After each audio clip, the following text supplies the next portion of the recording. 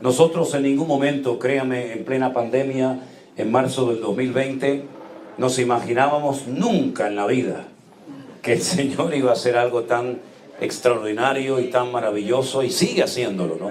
Yo quiero decirles que cuando terminó el confinamiento, en aquellos meses de abril y mayo, algunas personas me llamaban y me decían: mira, cuando la gente vuelva a sus respectivas iglesias y cuando todo vuelva a la normalidad, olvídate, la gente se va a olvidar de conectarse, de iglesia virtual, de devocionales y todo eso. Y yo le decía: ¿y tú crees que lo normal es lo que dejamos, o lo normal es ahora lo que tenemos? Porque yo conocía muchísima gente que me decían antes de la pandemia que no tenían tiempo para leer la Biblia. Y en la pandemia esos mismos tuvieron mucho tiempo para estudiar y leer la Biblia. Y me decían: no tenemos tiempo para orar, ni para congregarnos, ni para dedicar un minuto a Dios. Sin embargo, durante el confinamiento tuvimos muchas horas y minutos y días y semanas enteras. Y fue ahí donde el Señor tocó muchas vidas. Fue ahí donde el Señor se glorificó en muchos de nosotros y nos sorprendió de una forma tremenda de ver cómo las almas, muchas de ellas estaban reconciliando con el Señor. Otras personas aceptaron a Cristo en sus corazones por primera vez en su vida. Muchísimos católicos que jamás en la vida habían leído la Biblia ni sabían prácticamente nada del Señor, comenzaron a tener un encuentro, una experiencia personal con Él. Nos llamaban, como decían estos días, de todas partes, de esos cruceros enormes de turistas que no podían entrar a los puertos porque habían quedado cerrados los puertos y tenían prohibida la entrada, y nos llamaban los turistas, la tripulación desde alta mar, y nos decía: estamos viendo los cultos, estamos viendo el pastor online, estamos viendo los devocionales. Y nosotros, la verdad, que nos sorprendía mucho todo aquello, porque nunca nos había pasado algo así, ¿verdad? No es que no estuviéramos sirviendo al Señor antes de la pandemia. Yo llevaba ya muchísimos años sirviendo al Señor de muchas maneras, pero lo que el Señor nos enseñó en aquellos días, yo creo que nunca, hermanos, tenemos que olvidarlo. Creo que tenemos que tener memoria y recordar que el Señor nos guardó, el Señor fue fiel, el Señor nos usó y nos prosperó para su honra y gloria, y todavía queda mucho camino por recorrer. Aquellos días fue para mí una prueba especial que el Señor mandaba al mundo, pero sobre todo a la iglesia. La iglesia en aquellos días tuvo que recapacitar y tuvo que darse cuenta que muchas de las cosas que se estaban predicando y haciendo y practicando en las congregaciones no eran realmente 100% de parte del Señor. A muchas personas, según nos contaban, se le caían las escamas de los ojos. Y se dieron cuenta de que muchas cosas que habían incluso hasta predicado, pues realmente ni tenían ni idea por qué las estaban predicando. Yo les decía a muchos pastores: ¿por qué predicas lo que predicas? ¿Por qué le dices a la gente que haga eso? ¿Dónde lo aprendiste? ¿Quién te lo enseñó? ¿Dónde lo viste? Y muchos de ellos hacían las cosas por repetición, porque a lo mejor otro las había hecho y le habían salido bien, ¿verdad? Pero yo les decía: nosotros todo lo que hacemos, todo lo que decimos, todo lo que creemos, tiene que ir en consonancia con la palabra de Dios. Hay cosas que se hacen en el mundo que funcionan, pero eso no significa de que tengan el aval y el respaldo de Dios. Hay muchas cosas que los inconversos, los hijos del diablo, que no quieren creer ni saber nada del Señor ni de su palabra, hacen y les salen bien y ganan dinero y son famosos y ganan grandes fortunas, pero eso no significa de que esa prosperidad viene de parte de Dios. De hecho, para nosotros la prosperidad no es una meta. Nuestra meta es honrar y servir al Señor. Con prosperidad o sin prosperidad, con gente, poca gente, da igual. Nosotros no estamos en este mundo para agradar a la gente, ni siquiera estamos en este mundo para agradarnos y servirnos a nosotros mismos. El verdadero cristianismo no consiste en agradarme a mí mismo, en ser yo el centro de atención y que Dios tiene que girar en torno a mi vida, sino que el verdadero cristianismo, la verdadera enseñanza de Cristo es que Él tiene que ser el centro. Él tiene que ser el protagonista y nosotros girar en torno a Él y no Él girar en torno a nosotros. Yo me quedo muy sorprendido y me produce mucha tristeza a mi corazón cuando veo gente que ora y casi como que le dan órdenes a Dios. Le exigen a Dios. Incluso algunos hasta se han llegado a enfadar con Dios. Yo conozco gente, no mucha, pero conozco alguna gente que dice que están enfadados con Dios porque un día le pidieron a Dios algo y Dios no se los dio. Conozco a una persona en Israel que está enfadada con Dios y dice que dejó de creer en Dios porque su hijo murió. Y yo siempre he dicho que hay tres formas como Dios puede responder a nuestras oraciones: con un rotundo sí, con un rotundo no, o con un silencio. Y ahí tiene que entrar, ¿verdad?, la experiencia, el conocimiento de la Biblia para saber interpretar adecuadamente qué significa el hecho de que Dios haya guardado silencio. Pero a veces Dios dice no. Dios le dijo no a Pablo: no te voy a sanar. Ya sé que tienes fe, ya sé que eres un hombre muy utilizado en mi reino, en mi obra. Has ido por muchas partes del mundo, has extendido mi palabra, has establecido iglesias, has llevado mi palabra a lugares donde nadie había ido, has levantado y preparado obreros. Está bien, pero esa situación, ese problema, ese aguijón que tienes en tu vida, aunque me has rogado por él, no te lo voy a quitar. Es más, te voy a enseñar a que te goces y te regocijes en medio de esa dificultad física que nadie puede saber exactamente en qué consistía. Claro que Dios puede responder con un no, por supuesto que sí. Y claro que podemos orar por un hijo y el Señor decidir llevarse a ese hijo a su presencia. Claro que sí, por supuesto. Y claro que podemos orar por un negocio y el Señor decir: no quiero que sigas con ese negocio, sino que te dediques a otra cosa, y te cierra las puertas y probablemente te abra otro. Claro que sí. ¿O es que Dios te tiene que pedir permiso a ti y a mí para hacer su voluntad y traer a nuestra vida lo que Él tiene para nosotros? Dios no tiene que pedirle permiso a usted, ni a mí, ni absolutamente a ninguno de nosotros. Nosotros tenemos que crecer y madurar para darnos cuenta de que, como hemos cantado, y espero que sea algo más que una simple canción, Él es el Rey de Reyes y el Señor de los Señores, y tenemos que obedecer a Él en todo, aunque no lo entienda, porque no siempre vamos a entender lo que está pasando. Yo les decía en estos días a los hermanos, perdone que dedique unos minutos a esto, no quiero extenderme demasiado, pero cuando nos vino esta prueba tremenda a nosotros el año pasado, justamente en el mes de diciembre con nuestra hija pequeña, con Miriam, yo no estaba preparado ni como pastor, ni como padre para encajar esta prueba tremenda, donde veíamos que nuestra hija físicamente y mentalmente se iba deteriorando de una forma terrible. Y bueno, y comenzaron a decirnos todo tipo de cosas, hasta apareció en el informe médico que tenemos en casa la palabra metástasis, ¿no? Y claro, no estábamos preparados para nada de esto. Pero en ningún momento nos quejamos, en ningún momento dijimos, ¿por qué? No, jamás, créanme, sinceramente les digo. Claro, sufrimos, lloramos, ¿verdad? Oramos, hicimos todo lo que sabíamos. Pero al final llegamos a la conclusión de que a veces hay momentos en la vida en los que uno no entiende nada, ni sabe qué hacer.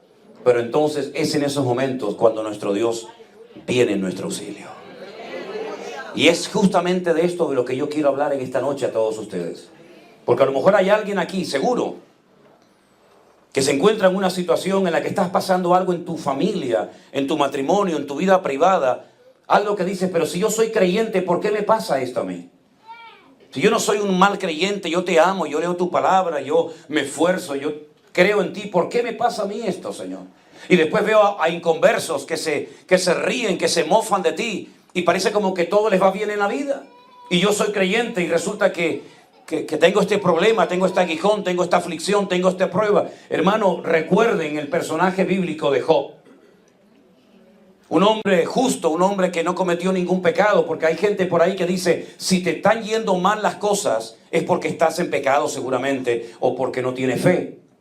Y eso no es verdad. No digo que no puedas estar en desorden, no digo que no sea un problema de falta de fe, pero a veces hay gente que tiene fe, que no andan en desorden, en desobediencia, sino en orden, alineados con el Señor, en santidad, y le pasan cosas tremendas.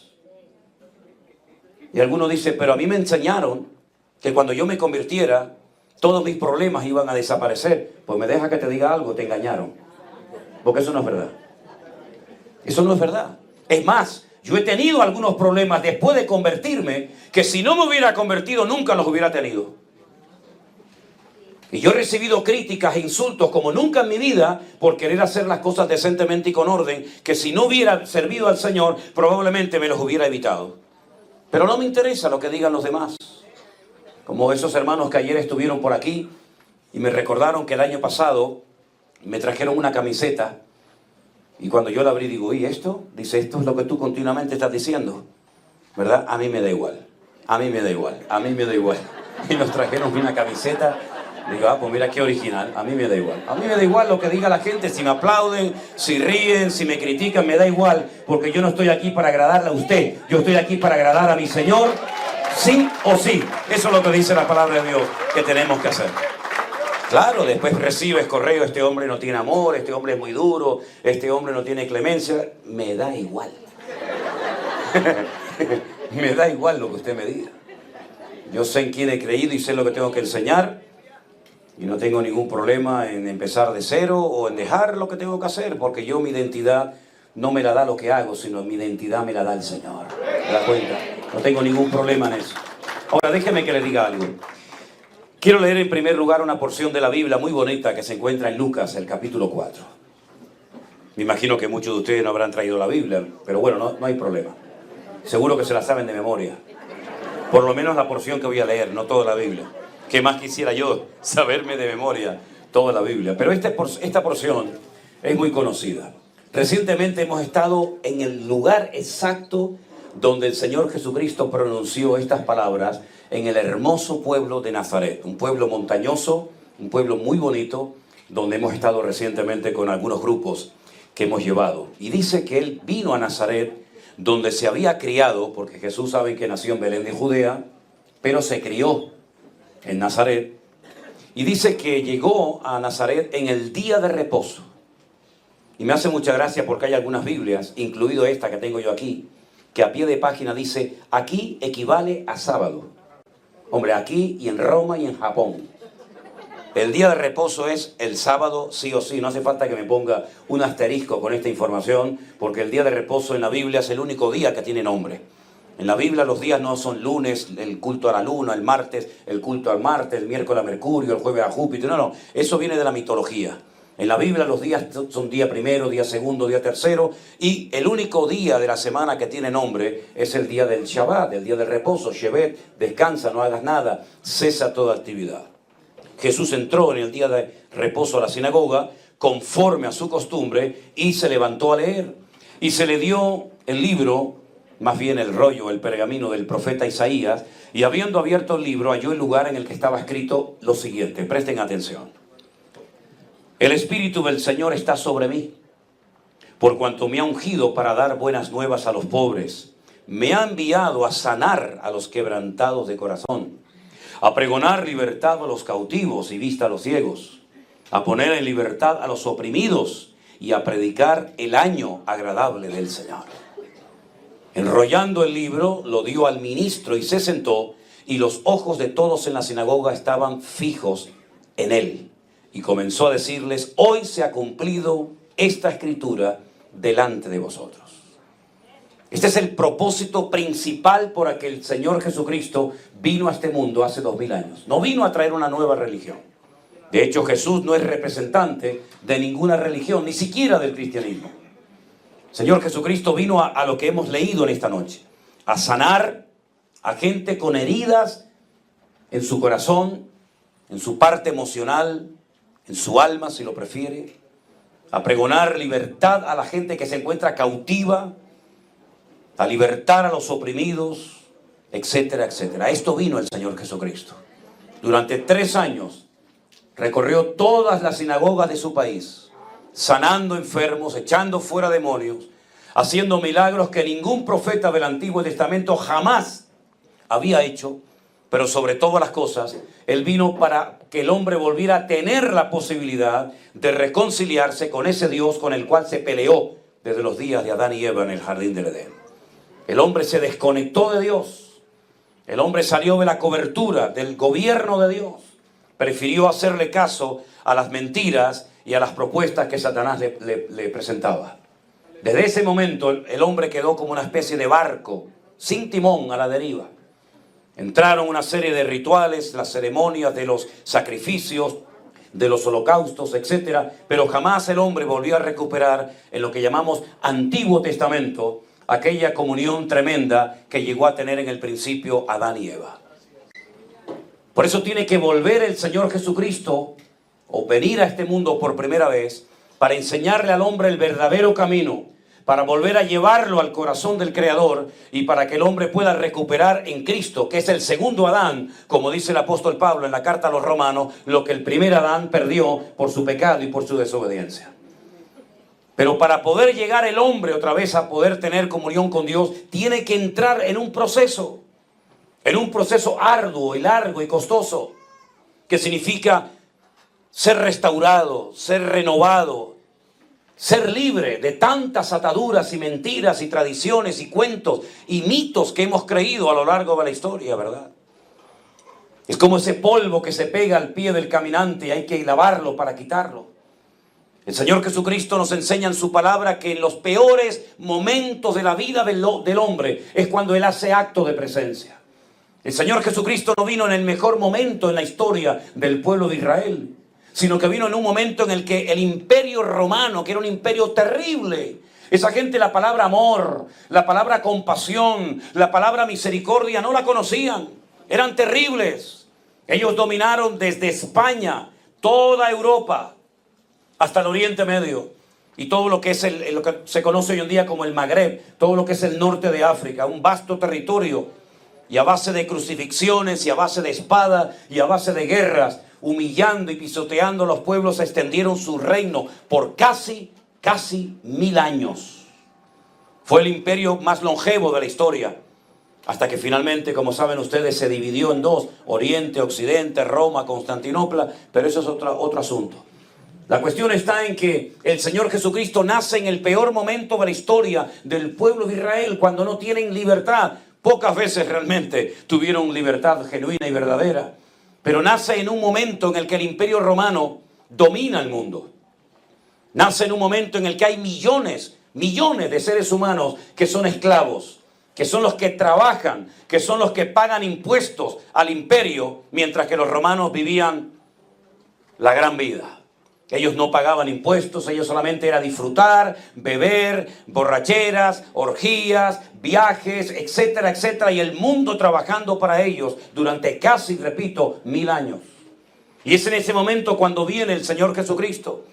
Y el pueblo de Israel esperaba que viniera un Mesías, un Salvador que venciera, que derrotara y humillara al imperio romano y volviera a establecer la monarquía con los reyes como tuvieron antaño, ¿verdad? Saúl, David, Salomón, Roboán, Jeroboam, etcétera, etcétera. Pero el Señor Jesucristo dejó bien claro que Él no venía para romper un sistema, digamos, político de la época. El Señor no vino para romper el imperio romano. El Señor no vino para establecer una nueva religión. El Señor vino para romper ataduras de tipo espiritual que atan y esclavizan al ser humano, igual que las cadenas de hierro. Porque Él sabe perfectamente que hay gente que aparentemente están bien, pero por dentro están destruidos y son esclavos. Hemos visto muchos esclavos en estos días en las calles de Las Vegas.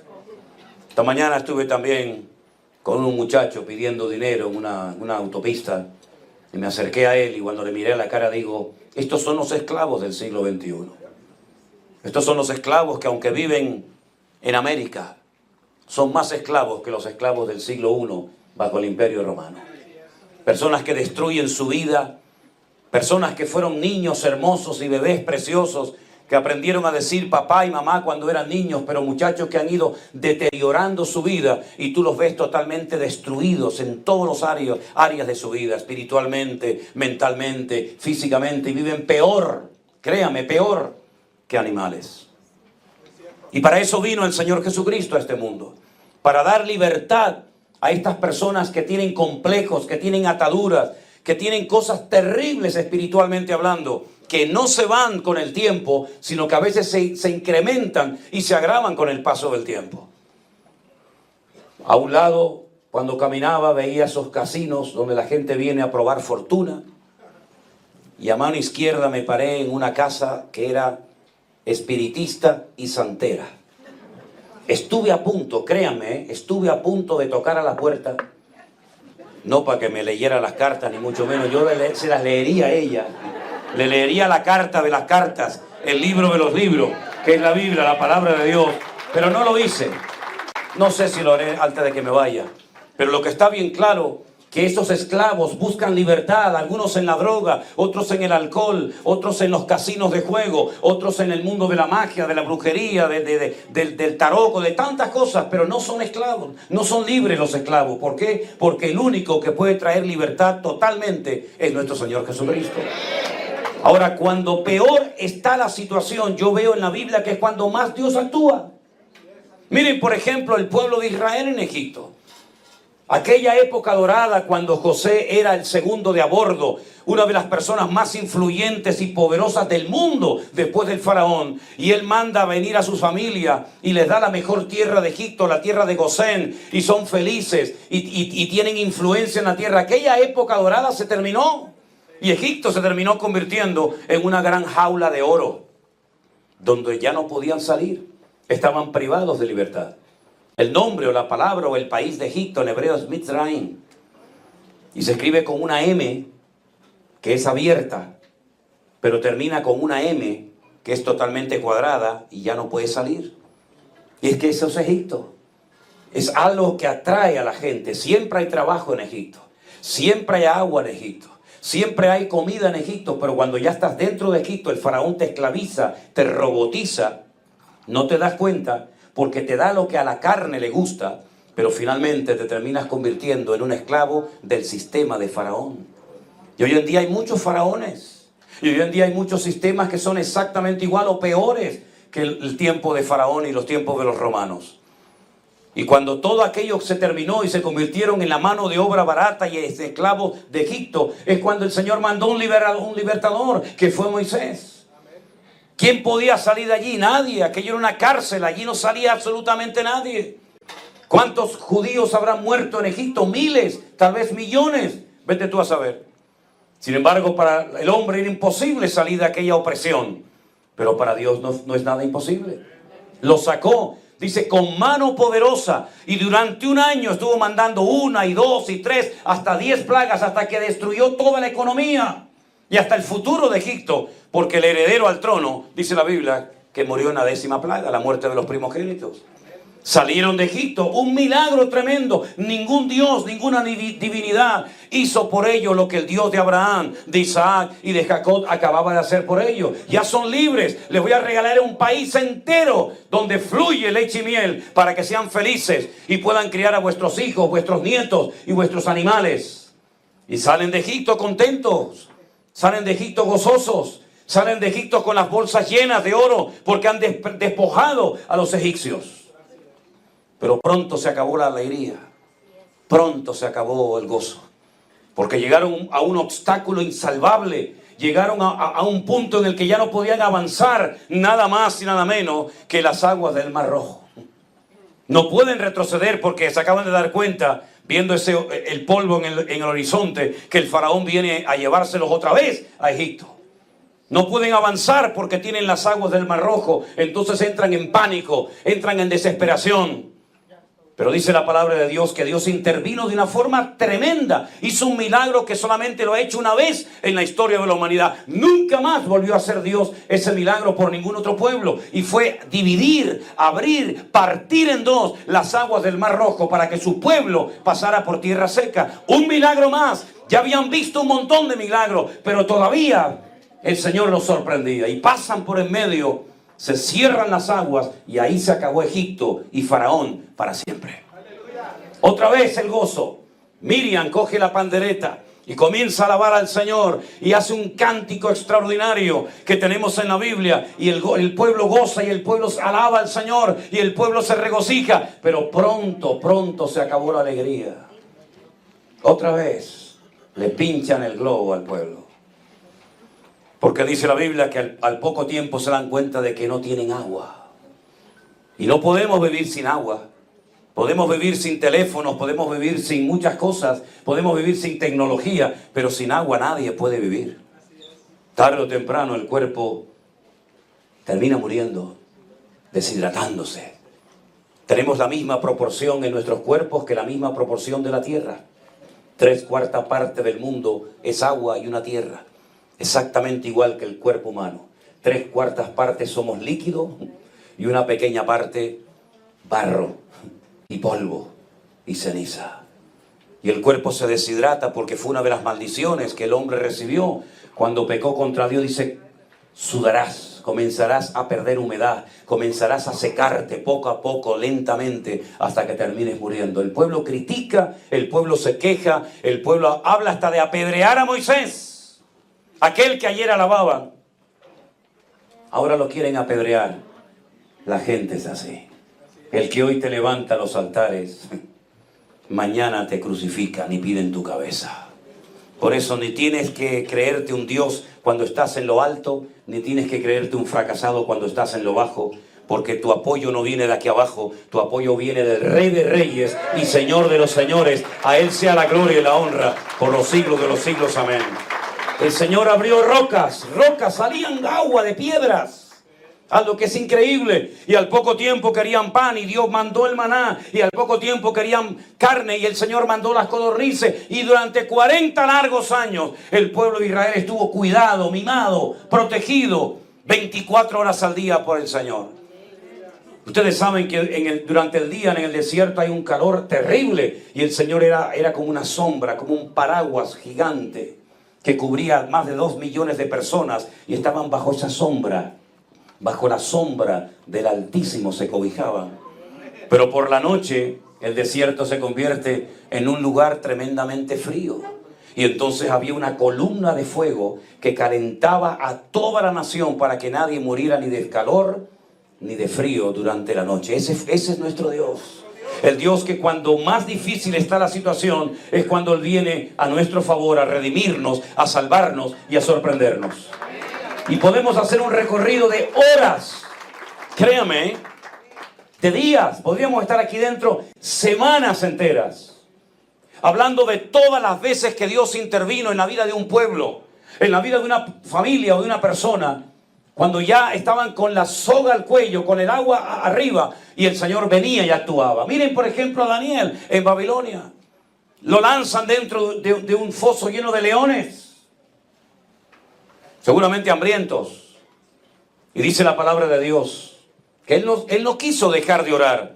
Y cuando el hombre ya había vencido y había derrotado al varón de Dios, el Señor vino y dice que le tapó la boca a los leones. Y el hombre durmió toda la noche tranquilamente, a lo mejor acostado sobre la melena de algún león, que a mí me encantaría algún día dormir en la melena de un león.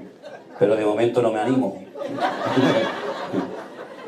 Y miren, por ejemplo, a los amigos de él en Babilonia, por negarse a postrar sus rodillas ante aquella estatua de oro que había levantado el rey Nabucodonosor, dice la Biblia que fueron arrojados vivos dentro de un horno de fuego. Y Nabucodonosor, antes de entrar, le dice, a ver qué Dios va a ser el que os libre de mi mano y del fuego. Y ellos le dijeron, nuestro Dios nos puede librar.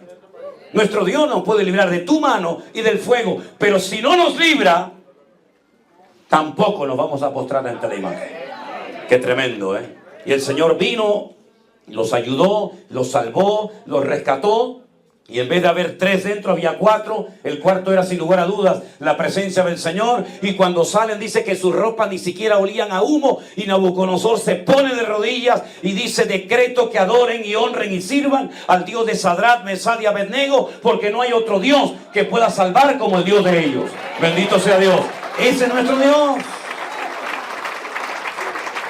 Y en el último momento, aquel padre dolorido y sin fuerza, pero con el puñal en alto, dispuesto a hundirlo sobre su amado hijo Isaac, el Señor le dice, alto, detente, no lo hagas.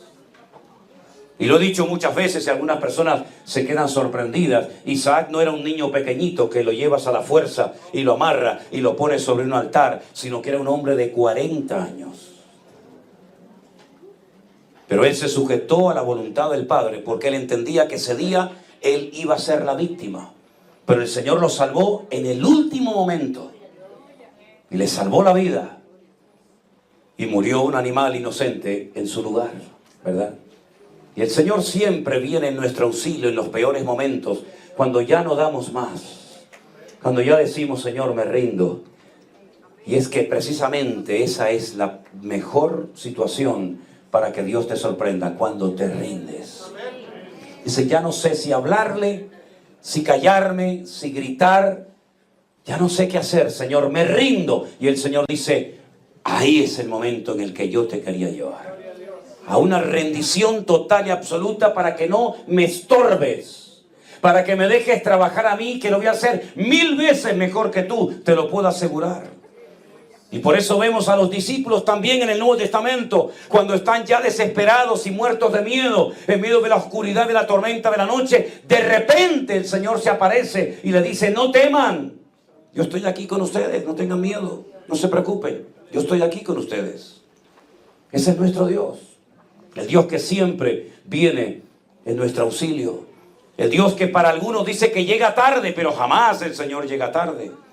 Los judíos tienen una tradición que hasta el día de hoy la conservan. De hecho, si ustedes van conmigo, por ejemplo, al famoso cementerio del Monte de los Olivos, el que se conoce como el Valle de los Huesos Secos, uno de los cementerios más antiguos del mundo, ustedes van a ver que las tumbas de los judíos, las lápidas de los judíos, tienen como un cuadrado abierto, como una ventana, porque ellos creen que al tercer día, a las 72 horas, el alma del difunto sale por esa ventana y se va y no vuelve más hasta el día de la resurrección de los muertos en el final de los tiempos. Y cuando aquel muchacho que era amigo de Jesús, que el Señor lo amaba, está enfermo, que seguramente tenía que estar muy enfermo, porque si no sus hermanas nunca se hubieran atrevido a llamar y a molestar al maestro, porque sabían que era un hombre muy ocupado, cuando le mandan el mensaje le dice, el que amas está enfermo. ¿Qué le están diciendo? Ven pronto a sanarlo. Ven pronto mientras hay posibilidad de que nuestro hermano no muera. Pero cuando el Señor Jesucristo llega al cuarto día, cuando ya no hay ninguna posibilidad, cuando ya no hay nada que hacer para los hombres, pero no para Dios, la Biblia nos enseña que tanto la hermana mayor como la hermana menor, Marta y Lázaro, ofendidas, dolidas, desilusionadas con el maestro, las dos le dicen exactamente lo mismo al Señor. Si hubieras estado aquí, nuestro hermano no habría muerto. En otras palabras, tú eres el culpable. Porque yo hice lo que tú me enseñaste. Buscarte, pedirte que vinieras, pero no viniste. Nos ha fallado.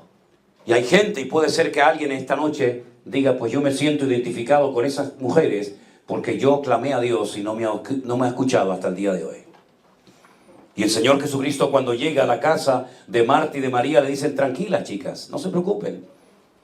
Quiero decirles que tienen delante de ustedes al que es la resurrección y la vida. Y el que cree en mí, aunque esté muerto, vivirá. Y entonces ellas, que son conocedoras de la Torá de Moisés y que saben las Sagradas Escrituras, le dicen al maestro, yo sé que mi hermano resucitará, pero no hoy, no ahora, sino en el día postrero.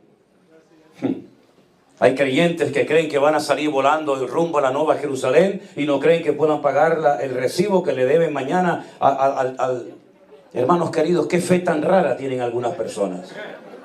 Dijo el Señor, vamos al cementerio. Y parece como que lo están tratando de desanimar. Le están tratando de dar consejo de, Señor, no vaya, porque si quitas la piedra va a salir un olor terrible, porque mi hermano hace 4 días que ha fallecido y seguramente ya está en un proceso avanzado de descomposición.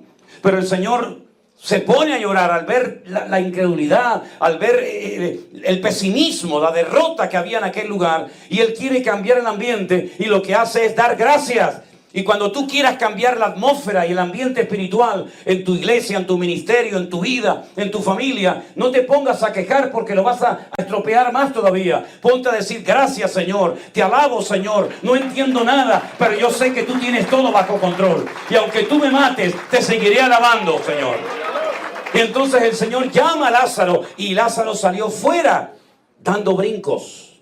No podía moverse porque estaba atado con un sudario que le impedía el movimiento. Tenía vida, pero no podía caminar. Y esa es la situación en la que yo veo a muchos cristianos. Te hablan de que un día se convirtieron a Cristo, de que dejaron la bebida, la droga, la idolatría, lo que fuera, pero todavía tienen ataduras en el alma. Están atados a aquella persona Están atados a aquella humillación que sufrieron cuando eran niños, aquella palabra despectiva, aquel maltrato que sufrieron, y entonces tienen vida, sus nombres están escritos en el libro de la vida, pero siguen viviendo como esclavos, siendo hijos del Rey de Reyes y Señor de los Señores. Pero Jesús en aquel cementerio hizo algo tremendo, que para mí es una lección que tenemos que tener presente nosotros en nuestras vidas. El Señor Jesucristo dijo: desatadlo y dejadlo ir.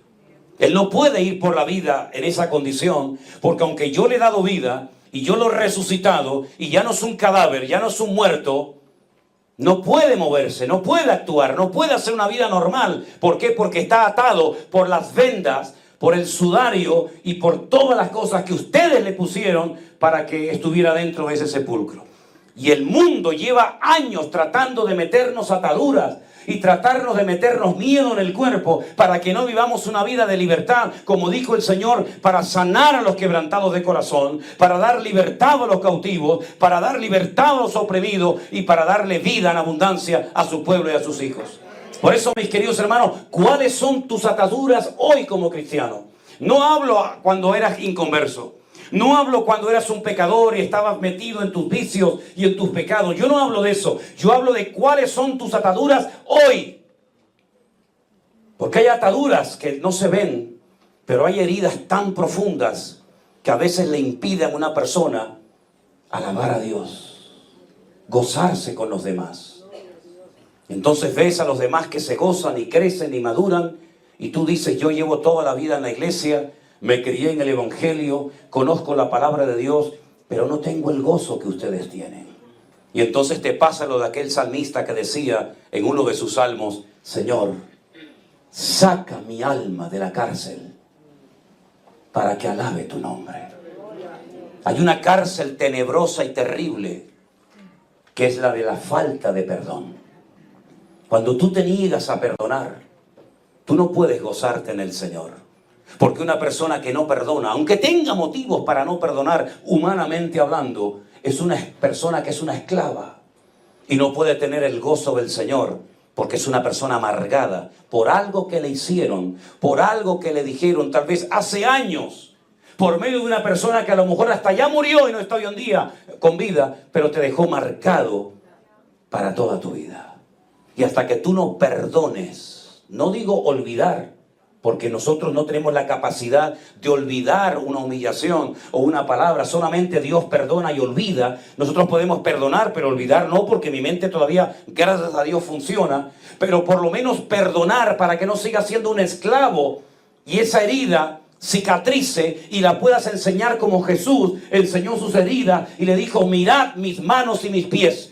Él fue herido, Él fue maltratado, Él fue rechazado y humillado, pero Él cuando enseña heridas, no son heridas sangrantes, son heridas que tienen cicatrices, porque el hombre te hará daño, pero el Señor sana con su presencia las heridas de tu corazón y de tu alma. Bendito sea Dios.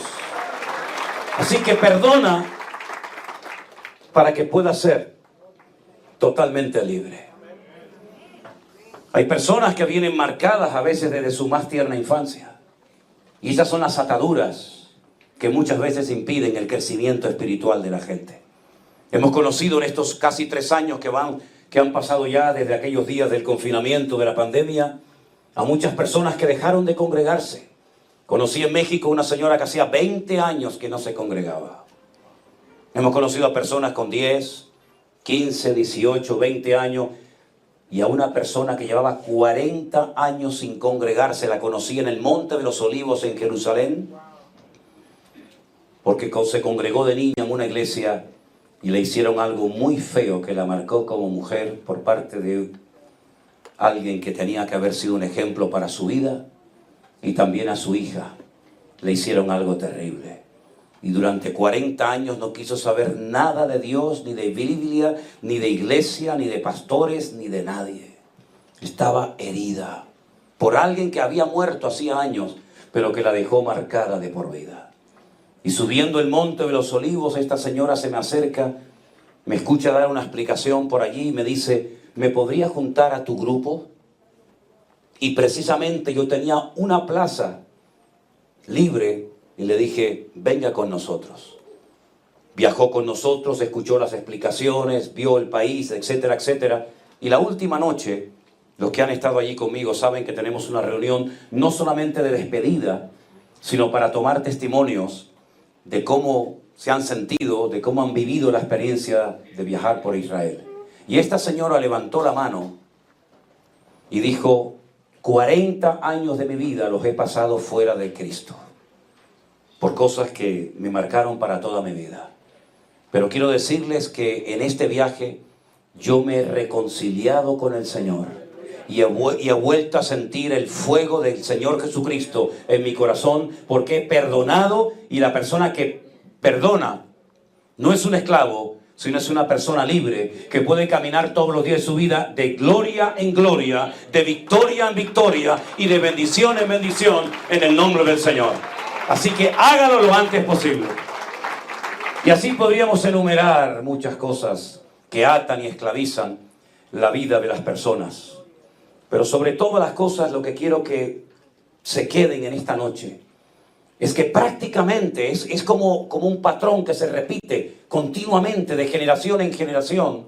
En los momentos más duros, más difíciles, donde ya humanamente hablando no hay posibilidad alguna de esperanza, es cuando Dios siempre viene, actúa y le da la vuelta a la tortilla y deja a todos con la boca abierta. Cuando el Señor le dice a Abraham que va a ser padre de multitudes, pero tiene una mujer estéril. ¿Y cómo se va a cumplir la promesa? Por una parte me das una esperanza, una promesa de futuro tremenda. Me sacas de mi tienda de campaña para que cuente las estrellas de los cielos, porque dice que así será mi descendencia. Me haces contar el polvito del desierto, pero no puedo ser padre porque mi esposa es una mujer ya muy avanzada en edad y encima es estéril, tiene cerrada su matriz. Y es entonces cuando comienzan a idear un plan B. Con Dios no hay plan B, con Dios hay un plan y punto. No lo estropees ni intentes ayudar a Dios, porque lo que vas a hacer es estropear el verdadero propósito de Dios para tu vida. Finalmente el Señor abre la matriz de esta mujer y se cumple la promesa. Por eso no es demasiado tarde para Dios. Tú no eres demasiado anciana, tú no eres demasiado viejo. No tienes por qué sentirte como un mueble viejo que no sabes qué hacer o dónde meterte. Porque mientras haya latido en tu corazón, y mientras haya vida y corre la sangre por tus venas, eso quiere decir de que tienes vida. Y lo más importante de la vida es la vida. Y si Dios todavía te mantiene con vida, es porque cuenta contigo, porque te ama y porque todavía hay muchas cosas que el Señor puede hacer a través de tu vida. Mira, por ejemplo, a Juan en la isla de Patmos, un anciano con más de 100 años. Lo han querido matar, no han podido. Dios lo ha guardado, Dios lo ha protegido de una manera extraordinaria. Lo mandan a la isla de Patmos al viejo para que se muera de hambre, de frío, de sed o de algo. Y en medio de esa desesperación, humanamente hablando, se le presenta el Señor, le dice: Juan, no temas, tú tranquilo. Yo soy el primero y el último.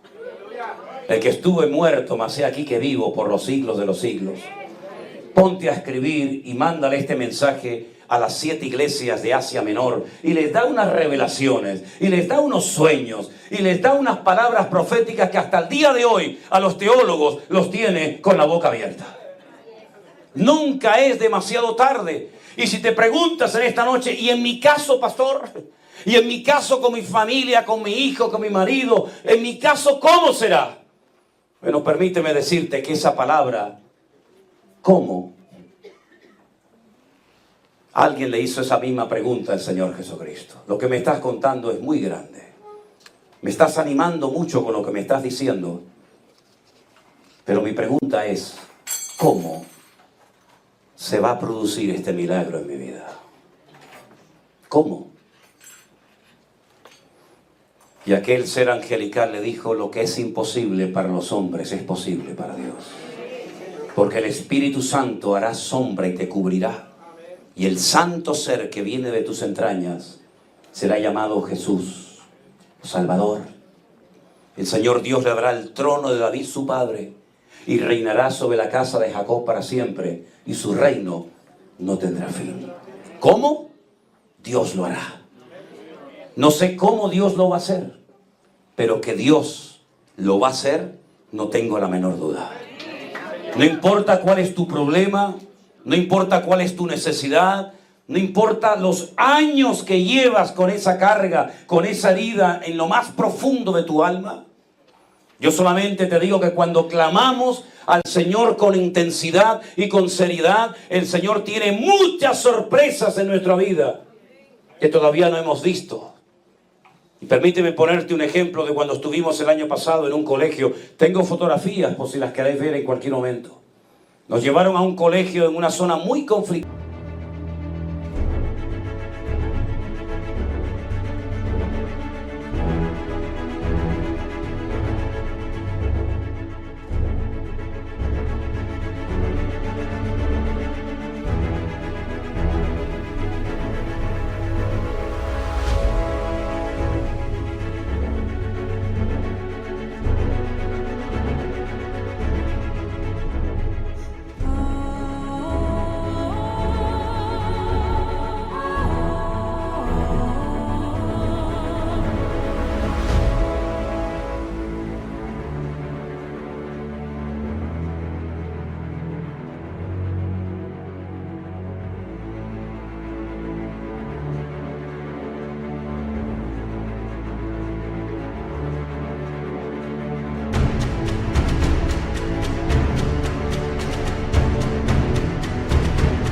Allí en Colombia, en la localidad de Tierra Alta, donde trabaja una hermana en ese colegio como profesora.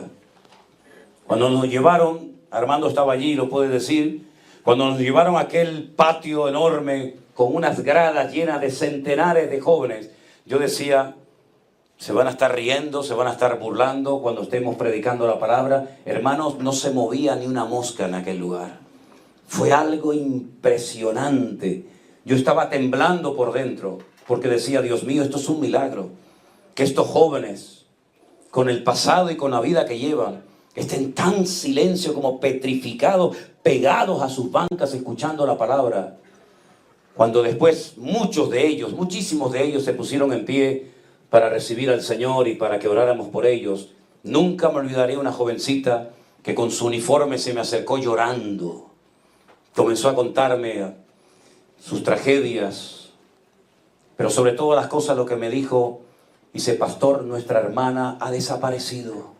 Mi hermana se ha ido de casa y no sabemos absolutamente nada de ella. No sabemos dónde está, si está viva, si está muerta, si la han secuestrado, si la han matado. No sabemos nada de ella.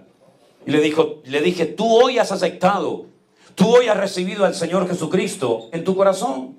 Luego Él ya está dentro de ti, Él ya te va a escuchar exactamente igual que a mí o a cualquier hijo tuyo de Dios.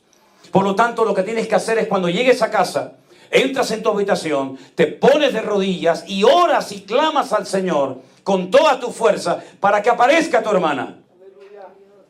Y ahí quedó la conversación. Esa misma noche teníamos en nuestra iglesia allí culto.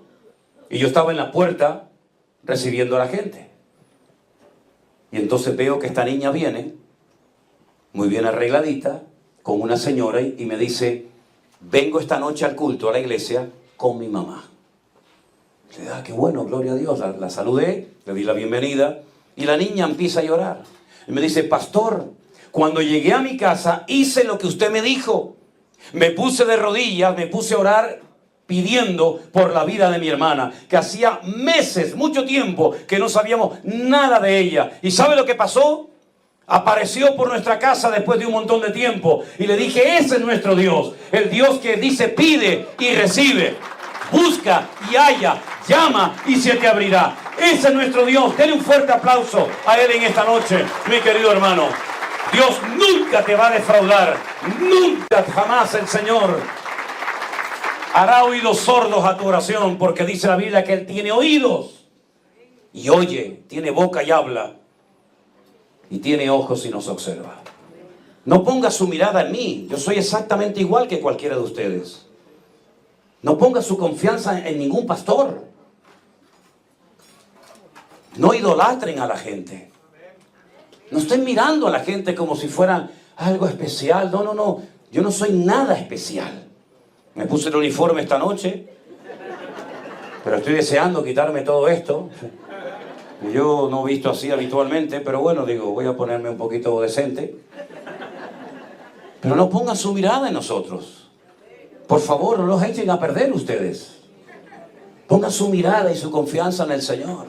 Él nunca te va a defraudar. Cierra tus ojos ahí donde estás. Por favor, hermana, amigo, cierre sus ojos en este momento. Y presente sus problemas al Señor. Sus necesidades, sus hijos, su matrimonio, tal vez en crisis. Tal vez desapareció el amor hace mucho tiempo. Tal vez ya lo da por perdido. Pero tenemos un Dios de milagros, se lo recuerdo, Tenemos un Dios que no ha cambiado, que es el mismo ayer, hoy y por los siglos. Tenemos un Dios que todavía tiene la capacidad de sorprendernos y demostrarnos su gloria y su poder. No te deprimas ni te quejes pensando que tu problema es tan grande que ya Dios se ha olvidado de ti. No, eso es mentira. Son mentiras del diablo que te quiere meter en la cabeza, haciéndote creer que ese hijo nunca va a volver, que ese problema nunca se va a solucionar, esa puerta nunca se va a abrir. No digas eso. La última palabra, quien la tiene siempre es nuestro Dios. Y por eso en esta noche yo le pido a cada uno de ustedes, pongan su vida y su confianza solamente en Dios.